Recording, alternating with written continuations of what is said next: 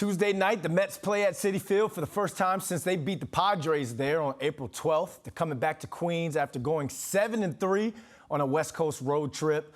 Jake Brown is the co-host of the Amazing But True podcast. He's also the podfather, and he's wearing black to mourn the Mets' loss yesterday. Jake, thanks for joining us, my man. You ready to get into it?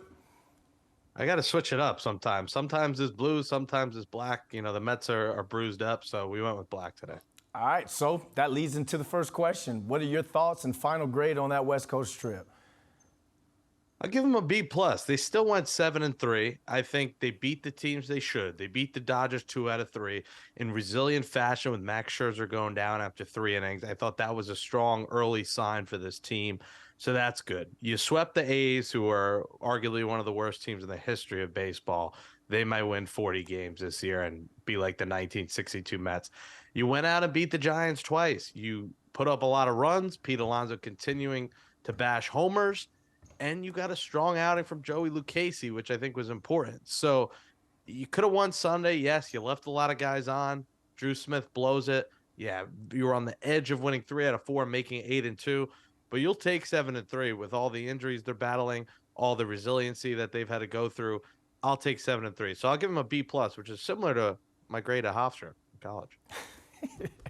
All right, well, I mean, B+, I'll take it. I guess they'll take it as well. They also got Brett Baty and Francisco Alvarez got to play a lot during this trip. Mark Canha said that this is going to help improve the team's depth and help in the long run. What were your thoughts on the two youngsters? I like to just see them out there getting time. I mean, I know they didn't do great, but it's good to see them getting ABs, and this is what Mets fans were clamoring for. So when Mets fans are clamoring for it, and then a week later want to write them off, I need them to seek help and seek medical attention because it's a long season. Give these guys time. And listen, Francisco Alvarez, I get it. At times he's looked overmatched. He's striking out a lot. Baty has struck out every game he started in at least once. Both guys need to put the ball in play more. But, you know, Baty has had a few hits. He has driven out a few runs. Alvarez, a very encouraging sign of hitting a home run on Sunday that, you know, barely got over, but still counts.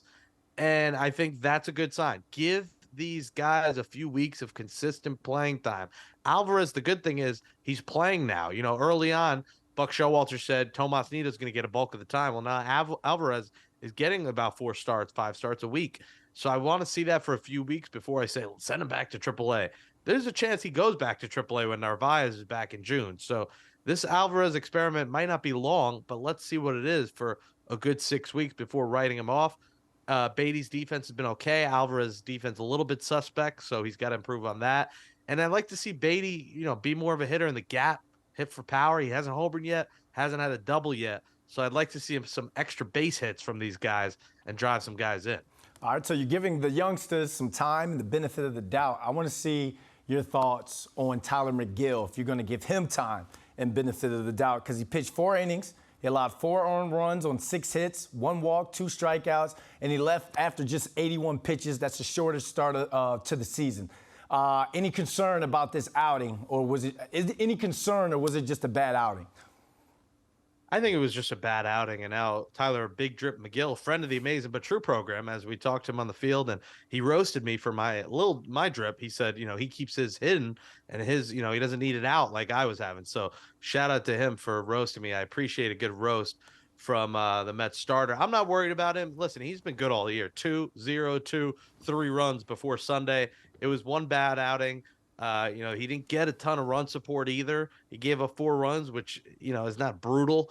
His strikeout numbers have been a little lower than I would like. I'd like to see him put guys away a little bit more, but I'm not worried about Tylor Megill. And the Mets got help, like I said earlier, with Lucchesi and that curve. If Lucchesi could continue to be good, the Mets are in good shape here because he was really their 7th or 8th starter, really their 8th going into the season. So if he could be something with Verlander back in about, you know, 10 days, with Scherzer back now in about 7 days, they get Scherzer, they have Verlander, they have Lucchesi, they have Megill.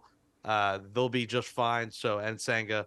So that may knock Peterson out, which will make Mets fans happy. So if Megill could just be consistent, give you quality starts, 2 or 3 runs, I'm not too worried about him. Let's see a few more starts before we panic. 10 seconds left. Promote the podcast. Go. Amazing but true. Nelson Figueroa announces his new gig. Check out that listen, and we'll have some good guests Mondays and Thursdays. Amazing but true. All right, Jake Brown, thanks for joining us. Thanks for having me.